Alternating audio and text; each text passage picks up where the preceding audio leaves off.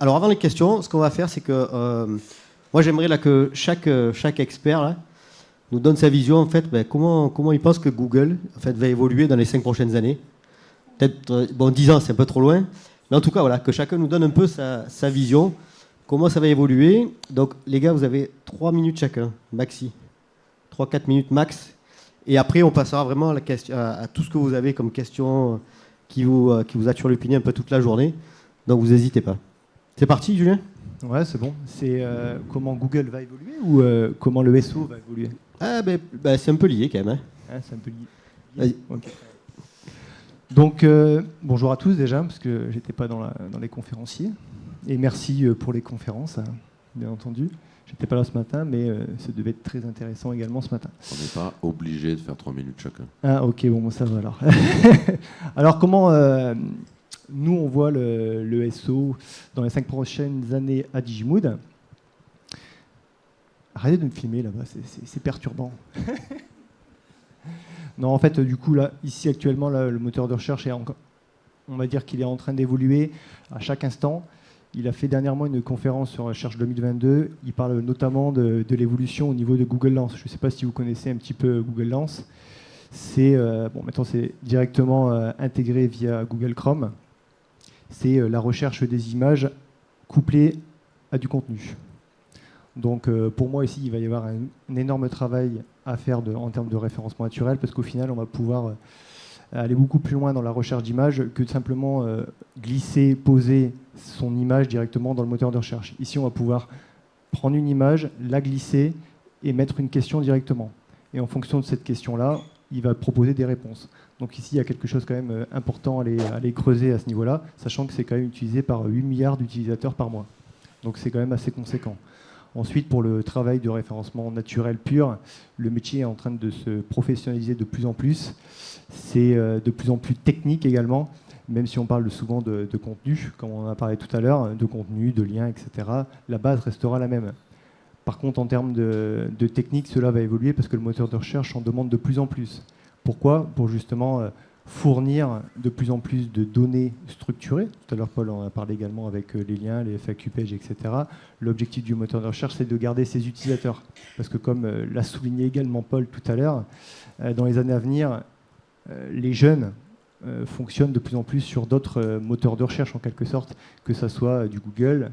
Donc, il y a YouTube, il y a Amazon, il y a Instagram, TikTok, ainsi de suite. Donc la recherche va évoluer un petit peu dans toutes les plateformes et dans toutes formes. Il faut savoir également qu'en termes de référencement naturel, il n'y a pas simplement Google, il y a également tous les autres réseaux sociaux, et donc forcément il y a un moteur de recherche et des techniques de référencement.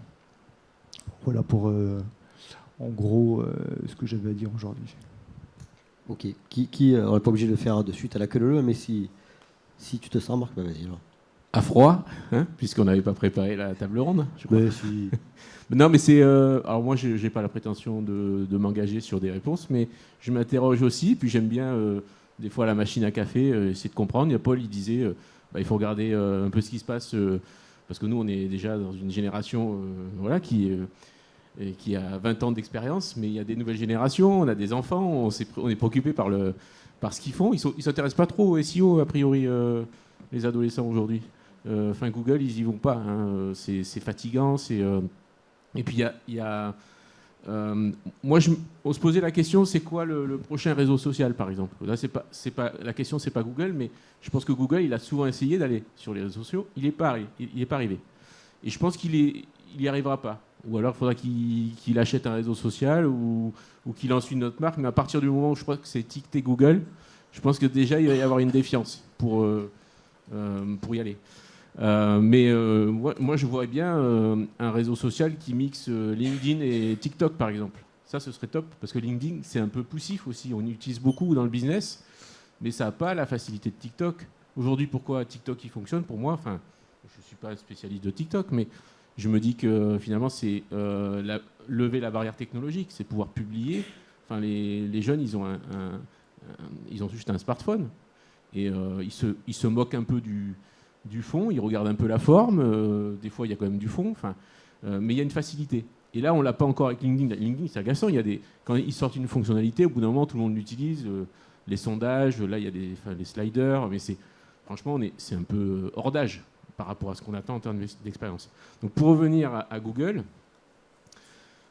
moi je pense qu'il y a la place pour le moteur de recherche. En gros, il y a deux mondes. Il y a celui où on accepte de subir l'information telle qu'elle vient pour de l'expérience, simplement de l'expérience, faciliter, gagner du temps, le plaisir, voilà. Enfin, et puis il y a le monde toujours où on a envie de penser, en tout cas, qu'on n'est pas manipulé parce qu'on va nous injecter, qu'on a une certaine autonomie dans la recherche d'informations. C'est pour ça qu'il y a de l'inbound marketing, c'est pour ça que dans le business, dans le B2B, c'est vachement important, mais on va passer par plusieurs points de contact et on a besoin de réfléchir. Hein. Là, il faut lever tous les doutes, comme tu disais, toi.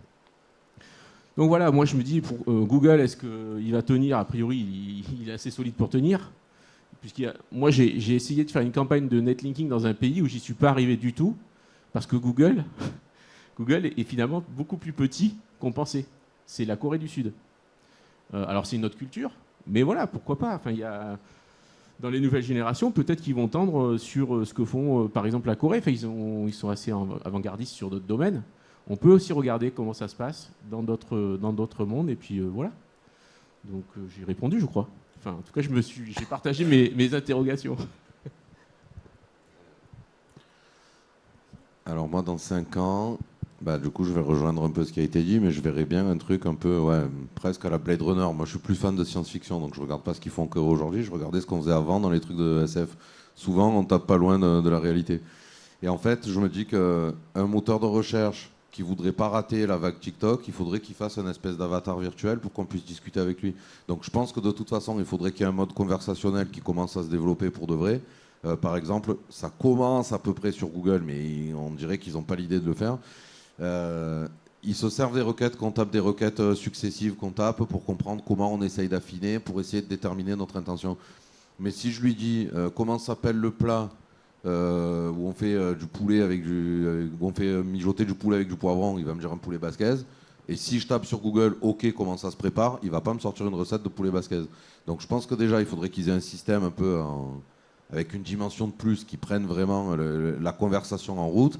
Et ça, je pense que c'est pas extrêmement compliqué à faire parce que ça ressemblerait à un chatbot.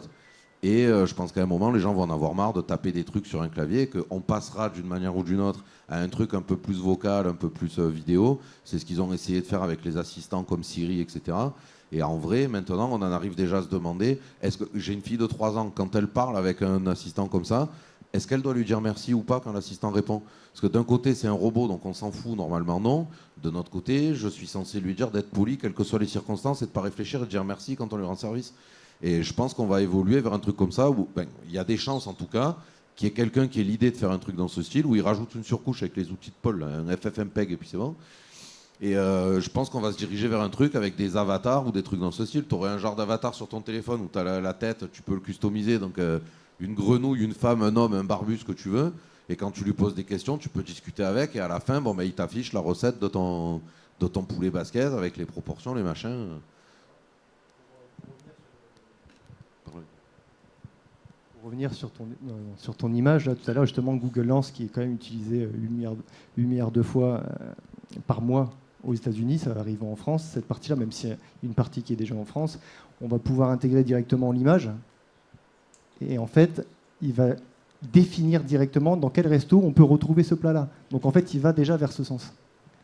Pour information, mais aux États-Unis, pas encore en Europe. Ça va être déployé dans quelques mois, voire l'année prochaine. Mais... Voilà, c'est ça en cours. Déjà, Lens, ouais. Exactement, mais c'est pas encore à 100%. Lens, il est installé par défaut sur tous les Android et il déploie des trucs dessus. Donc moi, je m'en sers assez régulièrement, mais tu as encore l'impression que c'est une... Alors c'est pratique et ça marche bien, mais tu as encore l'impression que c'est la nouvelle façon de manger la même chose. Un peu comme quand tu avais la recherche par image inversée sur Google Images. Bon, en vrai, de mettre une photo de poulet basquez et qu'ils te sortent des recettes, c'est pas nouveau non plus. Et je pense que ça ne sera pas suffisant pour marquer les esprits au point que les jeunes arrêtent d'aller uniquement sur TikTok et retournent sur Google. Donc si Google veut survivre, moi, si j'étais le CTO de Google, bon, je ne le suis pas, mais je mettrais quand même des moyens colossaux pour qu'on développe des avatars, pour qu'il y ait un truc qui vous parle. Genre, avec ce qu'on arrive à faire sur une IA, si j'arrive à dire à une tête de quelqu'un que je trouve physiquement agréable en plus, tant qu'à faire. Explique-moi la vie de Charlemagne. Bon, ben, je me retrouve avec un exposé d'1 h 30 par une nana qui me plaît, de la vie de Charlemagne. D'un coup, je vais m'intéresser à ce truc-là. Faudrait qu'on essaye. Il faudrait qu'on essaye. Si vous êtes une fille plutôt jolie, parlez-moi de Charlemagne, on verra ce que ça donne. Donc je vais vous parler de Charlemagne. Plutôt joli, ça va. Donc la question c'est comment on voit le SEO dans 5 ans. Tu as une minute parce qu'ils sont tous cramés du temps. Là, donc, okay. Non. Donc moi je dirais que déjà il ne faut pas oublier que le SEO n'est qu'un levier parmi les autres. Vous avez le SEA, vous avez les mailings, vous avez les flyers, vous avez les 4x3, etc. Donc il y a tout le reste aussi. Ne pas oublier que le SEO n'est qu'un boom. Après, en termes de comportement, vu qu'on a aussi des enfants pour la plupart ici, c'est vrai que quand on voit nos gamins surfer, on les voit déjà. Moi, je les vois consommer du YouTube à fond. Regarder les YouTubers, regarder les TikTok, etc. Donc effectivement, c'est d'autres canaux à creuser encore. C'est bon aussi pour votre hit. Hein. Vous aurez appris un mot pour certains aujourd'hui. Donc allez chercher dans les différents canaux. Et je trouve qu'on n'a pas assez parlé de tout ce qui est métaverse, peut-être. Donc, comment ? On vient d'en parler quelque part. Un petit peu, pardon. Après, vas-y, fais-toi plaisir. Discutons, tiens. Métaverse, j'y crois pas une seconde. Réalité augmentée, peut-être. Le fait que tu aies des lunettes et qui te montrent, tu vois, genre qui me remettent la future slide de ma presse dans les lunettes, admettons. Métaverse, j'y crois pas une seconde. Dans Jurassic Park, je remonte, je suis désolé. Chacun ses rêves. On fait un bond en arrière tout de suite. Dans Jurassic Park, tu as la gamine là, qui est un hacker qui pirate le système du parc Linux. et compagnie. Voilà, cette scène-là où elle dit c'est un système Unix, je connais. Quand il montre l'écran, tu vois des dossiers qui sont en fait des genres de bâtiments et elle navigue dedans. Il y a toujours eu un fantasme un peu à la Matrix de faire des ordi en 3D qui ne serait pas avec un clavier, une souris et compagnie. À part le téléphone, jamais personne n'a fait une avancée là-dedans. Chaque fois qu'ils sortent un truc là-dedans, ils se ramassent complet. Les casques de VR, j'en ai un chez moi, c'est bien, c'est rigolo. En vrai, au bout d'une heure, il n'y a plus rien à faire avec. Quoi. Après, l'idée, c'est que, là, comme on a aussi le coworking SEO en ligne, on peut aussi accéder à des... C'est quoi le nom déjà de, tu sais, le truc où il y a... j'ai oublié le nom, ça me sort de la tête. Le Gazer. Le Gazer. Pardon. Donc oui, juste j'ai oublié le nom. L'idée, tu vois, c'est il y a un an, jamais de la vie, je me serais dit, ok, je vais sur un machin qui ressemble à un Zelda en gros, et je vais discuter dans une salle en mode coworking. Bon, il y a d'autres aspects aussi comme ça à creuser. Le SEO, c'est bien beau, mais après, c'est à nous de nous adapter aussi aux subtilités, comment on s'adapte aux algos, comment on s'adapte aux nouveautés. Du coup, c'est à nous de surfer et de glisser. Comme on glisse sémantiquement, on va glisser sur les nouveaux outils. Oh oui, je l'ai placé. Je passe la main. Bon, je vais déjà me présenter, puisque du coup, j'ai pas fait de conf. Je suis Laurent Jean. Alors, en fait, on me connaît assez peu sous ce nom-là. Par contre, on me connaît plus sur le pseudo GCS Noob sur Twitter. J'ai fait beaucoup de veille en fait sur tout ce qui sort sur le SEO. Donc, lorsqu'il y a des choses qui sortent, que Google dit on va faire ça. Par exemple, tout à l'heure, on parlait de Google Lens. Donc, depuis 2 jours, en fait, c'est disponible sur le desktop normalement.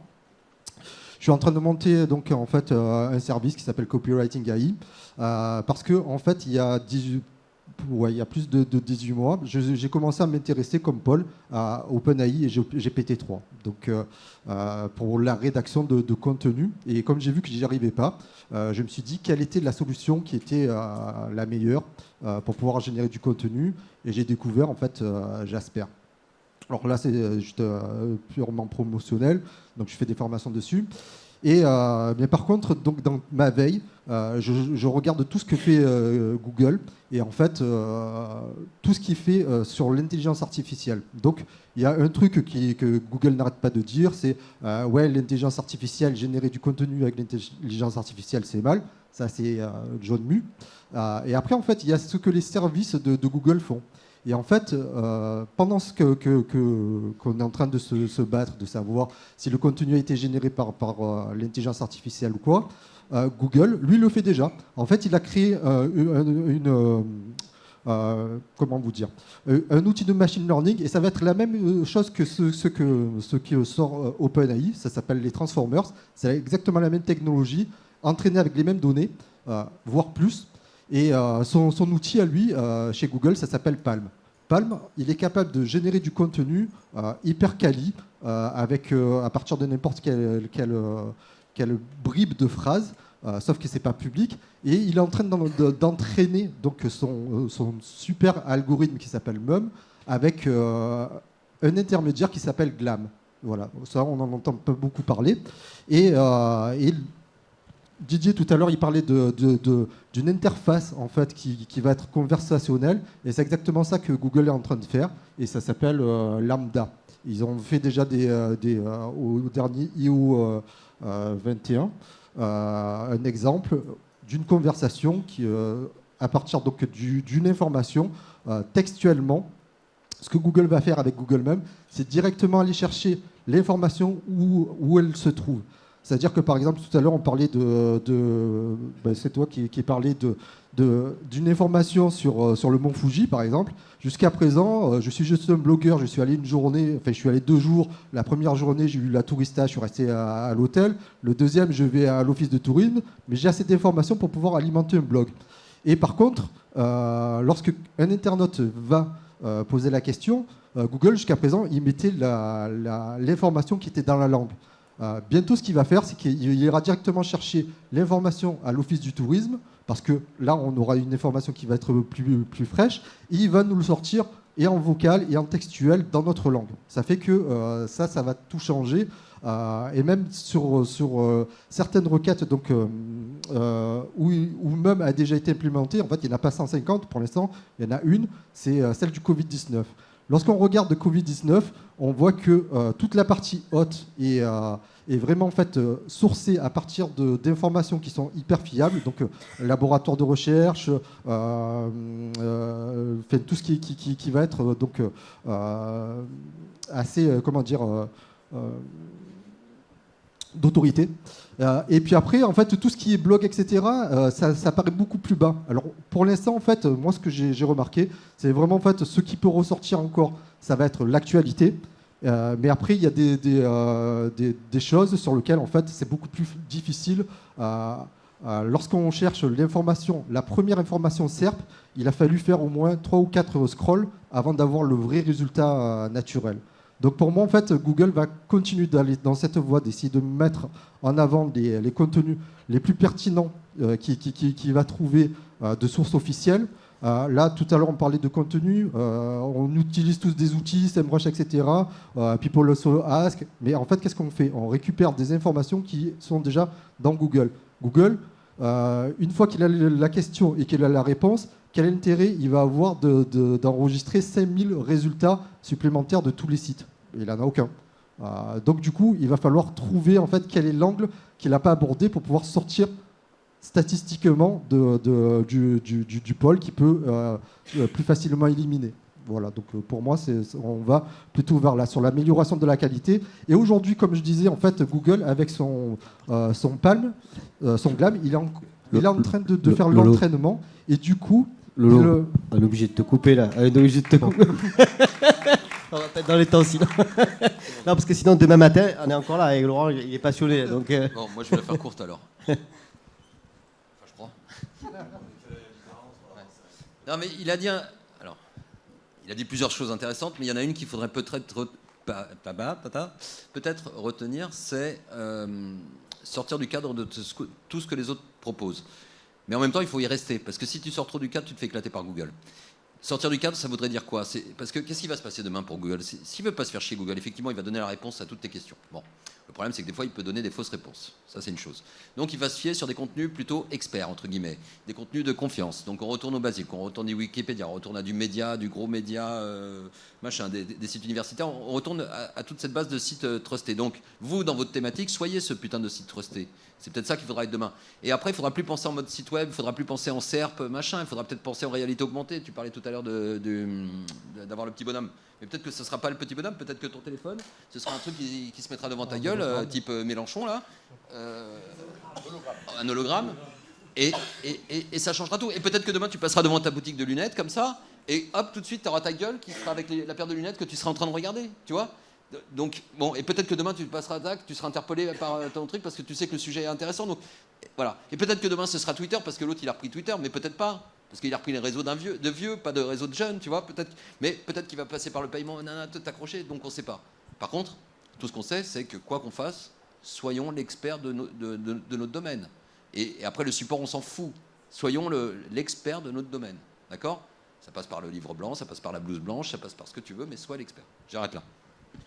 Alors moi, je reste pas du tout sur ce truc-là. Comme j'enseigne depuis perpète, je discute toujours avec mes étudiants en début d'année des usages, etc. Et puis j'ai un gamin qui a 14 ans et je regarde ses usages web. Moi, ce que je constate juste, c'est qu'il y a 20 ans, on était tous des tarés de l'email. Les jeunes aujourd'hui savent à peine ce que c'est qu'un email et en aucun cas ils veulent l'utiliser.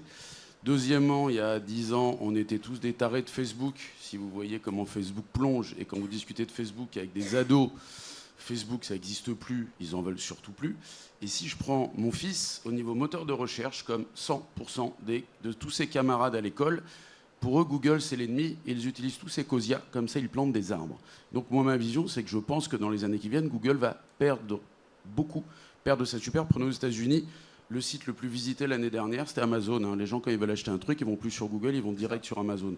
Moi, je pense qu'à terme, oui, porn. Je pense que Google va plomber, va perdre vraiment de sa superbe parce que on a de l'alternatif. Moi, je fais partie d'une génération qui est passionnée par la recherche, par plein de choses.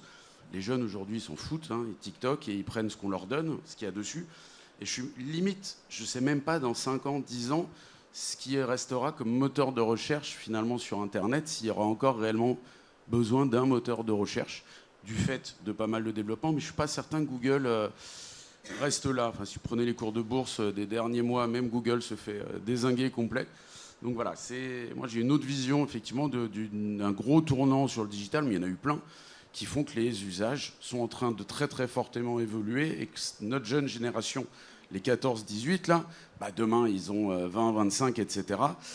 Ils n'auront pas du tout nos usages, les usages auxquels on a été habitués. Voilà. Ça me fait penser à un truc, ce que tu dis là.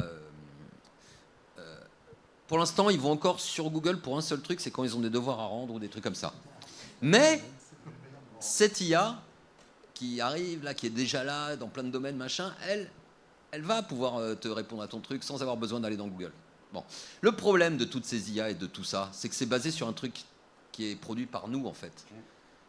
Et si on produit plus parce que on va faire quoi, tu vois? Et c'est toujours le même truc. C'est le truc qui tourne et qui se bouffe le. J'allais dire qui se bouffe le cul, mais qui se bouffe la queue. Ça y est, c'est en roue libre, c'est en détente. Allez, c'est bon. Non, mais parce qu'il c'est après faut l'apéro. s'étendre. Mais voilà, tu vois, donc sujet de réflexion. Bon, Paul, puisque tu as le micro. Ah, vas-y. Alors, tu as 30 secondes. Hein. Voilà. Ah, juste, voilà. après c'est peut-être ma conclusion. On n'a pas beaucoup parlé des noms de domaine en fait. J'ai l'impression aujourd'hui quand même finalement. Mais le capital que vous créez sur Internet, il est valorisé par le nom de domaine. Quand on a son site, quand on travaille sur son site et qu'on travaille avec Google, on valorise son site durablement et on donne de la valeur. Le jour où on veut vendre un business, si on a un site web qui est bien référencé, qui a de la popularité, qui a de l'ancienneté, etc., là, on travaille sur un capital. Si on travaille sur des supports qui ne nous appartiennent pas, on est en mode ce qu'on appelle locataire toute sa vie. Alors que là, on investit sur la pierre. Et ça, c'est important aussi de savoir où vont aller les annonceurs, parce que les annonceurs, ce qu'ils veulent, c'est valoriser leur business. Alors, avoir des ventes, des leads tout de suite, mais sur le long terme, ils veulent aussi capitaliser. Hein, c'est le principe d'une capitalisation. Et donc là, il y a une question à se poser aussi, c'est est-ce qu'on si demain on se rend compte que les noms de domaine n'ont plus de valeur, là, effectivement, on va rentrer dans une autre ère. Mais aujourd'hui, ce n'est pas le cas. Il y a encore énormément de business, énormément de croyances sur le nom de domaine, même des noms qui n'ont jamais eu d'ancienneté. Il y a des enchères. Donc, voilà, moi aussi, c'est cette question-là que je me pose. Est-ce qu'on va satisfaire les annonceurs, ceux qui investissent finalement? Parce que, dernière chose, Google, il a son succès, comme beaucoup de places de marché, parce qu'il y a des annonceurs qui mettent du contenu, qui s'occupent d'animer le truc. Tout est généré par l'utilisateur, en fait. Et les gros succès du web, c'est l'utilisateur qui fournit le contenu. TikTok, c'est le cas. Et l'IA, c'est le cas. Donc, à un moment donné, si on n'a plus le contenu utilisateur, il va falloir... Oui, mais c'est un petit peu aussi le travail de Google, c'est de mettre ses ads en avant. Donc si toi tu fais du contenu et qu'il te place de plus en plus bas, qu'est-ce que tu vas faire? Tu vas investir dans les ads pour pouvoir apparaître. Jusqu'au moment. Oui, non, c'est ce que Jusqu'au moment où l'expérience elle n'est pas bonne sur Google et Google il surveille aussi jusqu'où il peut aller. Mais c'est ce qui a été dit tout à l'heure, c'est que du coup jusqu'au moment où les gens feront plus de ads sur Google, ils feront que des ads sur TikTok.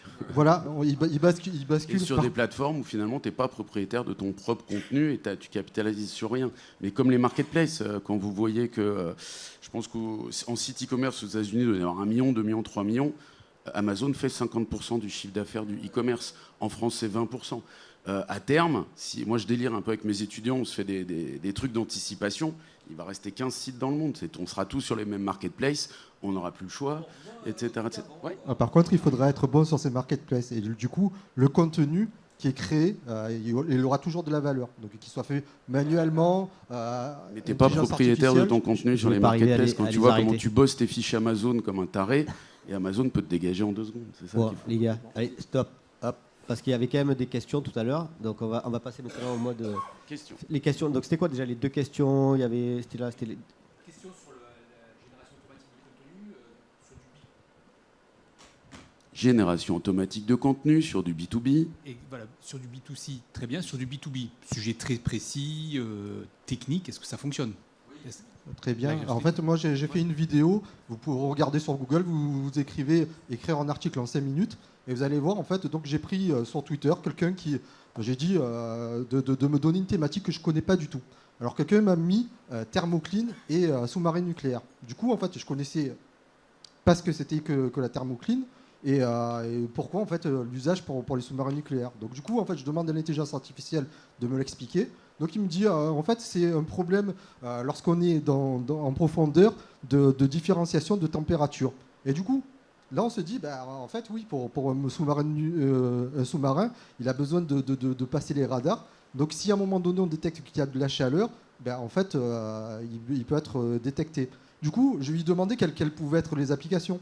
Et là, il m'a trouvé en fait quelles pouvaient être des applications techniques et même du coup, je me suis dit en fait, ça pourrait être un client qui serait Sonar parce que lui il vend ça, donc c'est vraiment du B2B et sur une problématique qui est vraiment très pointue. On n'est pas sur du truc. Ok, merci. Si tu vends ton logiciel perso dont on n'a jamais entendu parler. Ta thématique, elle est surconnue, archi connue, elle est bidon à traiter. Il faut quand même relire, hein. Attention, des fois l'IA raconte de la merde, tout et son contraire. Dans le même texte, elle va te dire c'est vachement bien. Moi, je mettrais quand même un bémol parce qu'on n'est pas, nous, experts dans un domaine précis. Moi, j'aimerais bien en fait qu'un physicien en thermonucléaire, par exemple, relise le contenu qui a été rédigé par les A et nous affirme que ce qui est écrit est une vérité technique. Complètement, mais même c'est ce que disait en fait tout à l'heure Paul, c'est avant de générer en fait le contenu, il faut qu'on lui donne quelque chose à manger. Donc si on a quelque chose de très factuel, par exemple, ça va être la même chose pour tout ce qui va être des règles de droit. Alors si on demande à l'intelligence artificielle de nous générer un article sur je ne sais pas, sur le logement, peut-être qu'il va nous chercher quelque chose aux US, au Québec, ça va être en français. Le truc, il va être très pertinent, sauf qu'il ne sera pas dans notre langue, dans notre pays.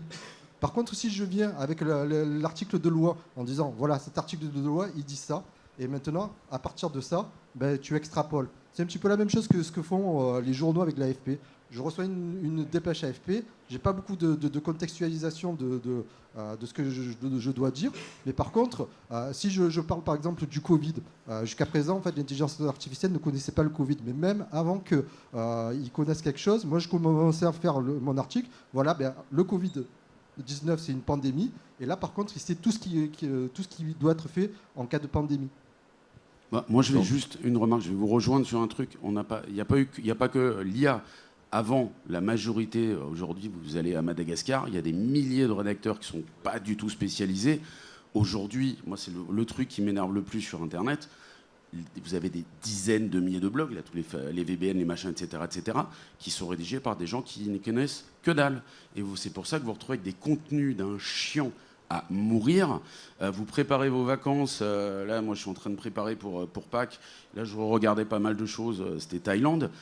Il y a des dizaines et des dizaines de sites, je tombe dessus, je sais très bien que ça a été écrit par des gens qui n'y connaissent rien du tout et où je m'emmerde à regarder des contenus que j'ai vus, revus. C'est ce qui pourrit le web complètement et c'est ce qui fait qu'aujourd'hui, beaucoup, notamment les jeunes, se dégagent de tout ça et qu'effectivement, ils vont rester scotchés sur la vidéo. Alors je dis pas que c'est de la qualité, hein, TikTok et compagnie, mais voilà, les contenus web aujourd'hui, ça devient n'importe quoi. Les gens, il faut rédiger du content. Je prends 15 mecs à Mada, ils y connaissent rien. Les sites de bien-être, santé, c'est n'importe quoi, tout ce qu'on voit. Alors scientifique, j'en parle même pas, quoi. Donc moi, je vous rejoins. Et ça n'a pas attendu l'IA. Effectivement, ça fait des années qu'il y a des rédacteurs qui pichent que dalle, qui rédigent de la daube sur le web. Et maintenant, on a l'IA. Je ne sais pas si c'est de la daube ou pas, mais bon. Voilà. Et qu'au final, voilà, ça devient un peu naze. Voilà, horrible, insupportable. Voilà. Et donc, si j'essaye de la faire courte, il est oui, donc pour répondre en oui ou non, oui, il est théoriquement possible d'entraîner une IA à répondre sur des sujets extrêmement précis, ça s'appelle du fine-tuning. Et je pense que du coup, dans les années qui viennent, on aura peut-être des IA qui du coup seront particulièrement entraînées à faire cet exercice-là, par exemple pour produire scientifiquement des méta-analyses. Et là, on rentre dans un truc qui peut devenir une utilisation intelligente. Il y a déjà eu des tests, je crois, faits avec l'IA qui ont été soumises, qui sont passées. C'est les mêmes services que les trucs qui sont à la mode en ce moment, où vous mettez des photos de vous et où il vous sort un coin Buzz l'éclair, un coin cow-boy. En fait, elle apprend votre tête à partir de quelques photos et à partir de là, elle arrive à vous replacer en contexte. Et en vrai, quand vous voyez les photos, vous vous reconnaissez sur la photo. Pourtant, vous savez que c'est pas vous. Faut pas oublier que l'IA est quand même été entraînée à partir de publications réelles. Oui, mais si elle se nourrit de publications merdiques, à un moment donné, elle va... Voilà. Si elle quoi? Publication merdique, il y a tellement de trucs merdiques aujourd'hui sur le web, ça devient de la dope, quoi. D'où est-ce qu'ils sont partis? Qu'est-ce qu'ils ont rentré comme doc au départ? Mais tu parles de trucs hyper compliqués de scientifiques. Prends un exemple con. Les bienfaits du café. Les bienfaits du café, c'est quoi? On dit que les cafés, ça a du bienfait pour les cancers du foie, pour les cancers du sein, etc. Mais ça, c'est basé sur des études scientifiques. Demande à l'IA de générer un texte sur les bienfaits. Qu'est-ce qu'il y a? Demande un texte à l'IA de générer un texte sur les bienfaits du café. Elle va te sortir tout ça et de façon propre. Mais par contre, je suis totalement d'accord avec Guillaume, et c'est pour ça que je disais tout à l'heure les contenus experts. Parce qu'aujourd'hui, effectivement, qu'est-ce que fait n'importe quel rédacteur, qui vienne de Madagascar ou pas, hein, qui vienne de France aussi, hein, qu'est-ce qu'il fait? Il prend les 3 premiers sur la requête, et il va pomper les 3 premiers. Et il n'a aucune plus-value, le mec. Les Français font pareil. Qui rédige limite mieux que les Français. Voilà. Maintenant, si toi, demain, tu fais ce travail-là déjà, d'aller quand même regarder ce que font les autres, les 3 premiers, mais qu'en plus, tu vas interviewer un professionnel sur le café, j'en sais rien, ou plusieurs, et que tu rajoutes ta petite couche, ou que toi-même, tu es experte en café, là, tu apportes une plus-value, tu vois, ou que tu vérifies telle ou telle information. Mais l'IA, c'est fait pour faire du basique pour l'instant. Mais attends, dans 1 an ou 2 ans, ça dans 10 ans, tu taperas rédiger ma thèse de doctorat, tu appuieras sur le bouton, tu partiras et tu rédigeras ta thèse. Mais c'est déjà fait, c'est déjà fait. Tu peux écrire des bouquins avec l'IA. Il y a des mecs qui écrivent des bouquins. Bientôt, tu vas tourner des films avec l'IA. C'est-à-dire que le prochain Star Wars, tu peux le faire avec l'IA. Ça, c'est 2023. Google est dessus déjà aussi. Google, ils sont déjà en train de... Tous ces mecs-là sont dessus. Ça va être exponentiel. Là, on fait face à un truc, on sait même pas. Ça va être un truc de malade. Bon, ce qui est bien, c'est qu'à la fin, tout le monde veut retourner vers la nature et que tu pourras aller vendre ta chambre d'hôte au fin fond du truc sans aucune connexion Internet. Ça marchera aussi. Est-ce qu'il y a d'autres questions? Au fond. Alors, des questions pas forcément sur l'IA, des questions sur tout ce qui s'est passé dans la journée et auxquelles vous n'avez pas pu avoir de réponse. Par rapport à ma question de tout à l'heure, est-ce que tu as pu avoir une réponse ou pas du coup? Un micro pour Julien. Il suffit simplement de connecter Google Maps à Google Ads et ensuite tu peux diffuser tes annonces. C'est pas My Business que tu connectes, c'est Maps. Non, mais parce qu'en fait, Google My Business, Ok. il a été intégré dans Maps. Le truc, c'est que en fait, lorsque vous faites des annonces avec Google My Business, il va vous mettre sur le mode automatique express. Donc, c'est bien pour Ne commencer. faites jamais de l'automatique express Ouais, voilà. avec Google. Le problème, il est là. Il vient de le dire. Donc, pour ça, il vaut mieux passer par des experts en SEA, quoi. Parce que sinon, en fait, tu vas dépenser des sous pour pas grand-chose. Plus Google vous propose des choses automatiques, plus c'est votre carte bleue qui va être débitée automatiquement. Je vous expliquerai ça demain, mais... Oui, mais c'est à chaque fois Google met réservé aux débutants, vous fuyez ça comme la peste, quoi. Est-ce qu'il y a d'autres questions? Et pour finir, c'est performance max, simple cherche ou campagne call online. Tu peux utiliser sur Google My Business, sur Google Ads.